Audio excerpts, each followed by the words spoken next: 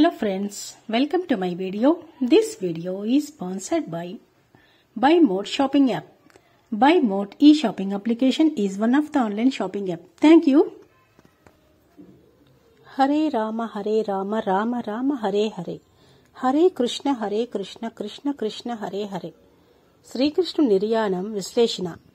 కురుక్షేత్ర సంగ్రామం అనంతరం ఒకనాడు కన్వం, విశ్వామిత్ర, నారద మహర్షులు శ్రీకృష్ణుని సందర్శనార్థం ద్వారకకు విచ్చేశారు. వీరు పురవీధుల్లో సంచరిస్తూ ఉండగా కొందరు ద్వారక యువకులకు చిలిపి ఊహ తట్టింది.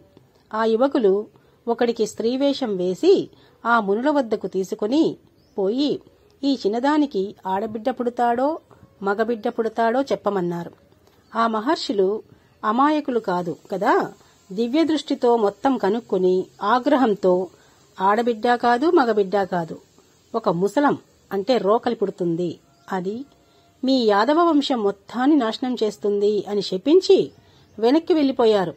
ఈ విషయం శ్రీకృష్ణునికి తెలిసింది. విధిరాతను ఎవరూ తప్పించలేరు. యాదవ వంశానికి కాలం చెల్లిందనుకున్నాడు. మహర్షుల తపశ్శక్తి ఫలితంగా ఆ యువకుడికి ముసలం జన్మించింది. ఆ యువకులు దానిని శ్రీకృష్ణుని వద్దకు తీసుకుని పోయారు. శ్రీకృష్ణునికి అది యాదవ వంశాన్ని నాశనం చేసే ఆయుధంలా కనిపించింది. దానిని పిండి చేసి సముద్రంలో కలపమని ఆ యువకులకు చెప్పాడు. వారు దానిని పిండి చేసి సముద్రంలో కలిపారు. చివరగా ఒక ముక్కను అరగదీయలేక దానిని సముద్రంలోనికి విసిరివేశారు. పిండి చేసిన ముసలం మనల్ని ఎలా నాశనం చేస్తుందిలేమ్మని సంతోషంగా ఇళ్లకు పోయారు. కాని మునుల వాక్కు వృధా పోదు కదా. మిగిలిన రోకలి ముక్క తీరానికి కొట్టుకువచ్చి ఒకానొక చోట ఇసుకలో దిగబడింది. సముద్రంలో కలిసిన రోకలి పిండి బడబాగ్ని వలె కాచుకుని ఉంది. శ్రీకృష్ణునికి ఇవన్నీ తెలిసినా విధిరాతను తలచి మిన్నకుండిపోయాడు. అది మొదలు ద్వారక నగరంలో అనేక ఉత్పాతాలు సంభవించాయి. ఎప్పుడూ లేని విధంగా యాదవులు సజ్జనులను బాధించడం మొదలుపెట్టారు. స్త్రీలు భ్రష్టు పట్టిపోతున్నారు. యాదవ వంశం నాశనం దగ్గర్లోనే ఉందని కృష్ణునికి అర్థమయ్యింది. తను ఎంతో ప్రేమించే ద్వారకలో యాదవులు నాశనం అవ్వడం ఇష్టం లేని కృష్ణుడు యాదవులు అందరినీ కొలువుపరిచాడు. సముద్రానికి జాతర చెయ్యాలని అందరినీ బయలుదేరమని చెప్పాడు. అందరూ కావలసిన సరంజామా అంతా తీసుకుని బయలుదేరారు. బలరాముడు అరణ్యమునకు బయలుదేరాడు. శ్రీకృష్ణుడు ఒక్కడే యాదవులతో పాటు వెళ్లాడు. వెళ్లే ముందు తండ్రి అయిన వసుదేవునితో ఇలా అన్నాడు: తండ్రి, కొద్ది రోజులలో ద్వారకను సముద్రం ముంచెత్తనుంది. అర్జునుడొస్తాడు. మిమ్మలను అందరినీ ఉద్ధరిస్తాడు.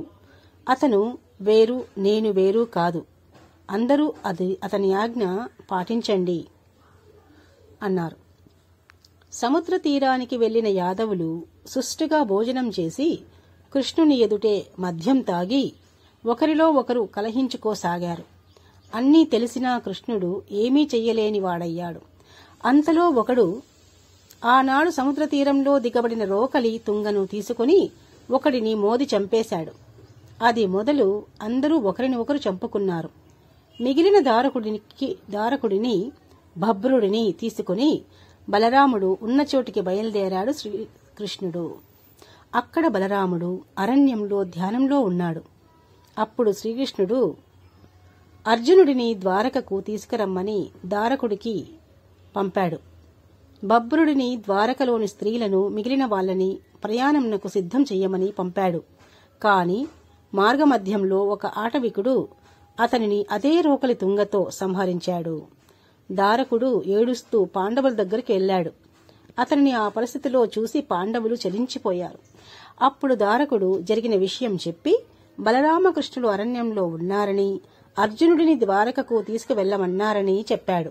అది విని పాండవులు ఆశ్చర్యపోయారు. శ్రీకృష్ణ భగవానుడు అచట ఉండగా ఇలా ఎందుకు జరిగిందా అని చాలా బాధపడ్డారు. అర్జునుడు వెంటనే ద్వారకకు పయనమయ్యాడు. అచట అరణ్యంలో బలరాముడు తన దేహంను విడిచి తన అంశ అయిన మహాసర్పరూపం ధరించి సముద్రంలో కలిసిపోయాడు. తన అన్నలేని లోకంలో ఉండటం వృధా అని తలచి తను చెయ్యవలసిన పనులు కూడా ఏమీ లేవని గ్రహించి తన శరీరం వదలడానికి ఏమి కారణం దొరుకుతుందా అని వేచి చూడసాగారు. ఒకనాడు తనకు అరికాలితో మరణం సంభవిస్తుందని దుర్వాస మహాముని శాపం ఇవ్వడం గుర్తుకొచ్చింది. అప్పుడు శ్రీకృష్ణుడు ఒక మహావృక్షం నీడన మేను వాల్చి అక్కడకు వస్తున్న ఒక బోయవానికి తన పాదం లేడిపిల్లలాగా భ్రమింపచేశాడు.